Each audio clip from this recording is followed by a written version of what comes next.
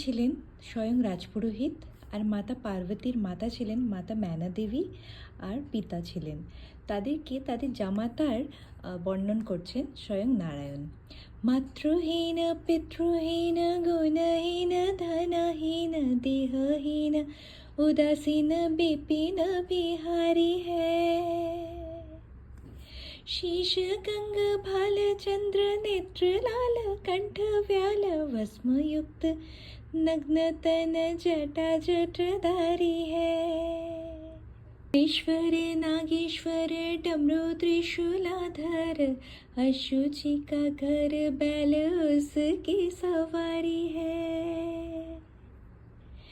सत्यम शिवम सुंदरम उसे कहे वेद, कन्या का तुम्हारी वही शिव अधिकारी है।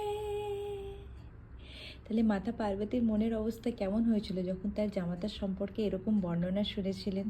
কিন্তু মাতা পার্বতী সাহস নিয়ে গিয়েছিলেন। তো শ্রাবণ মাসের শুরুতে এত সুন্দর কথা দিয়ে আমরা আমাদের শ্রাবণ মাস শুরু করতে চলেছি।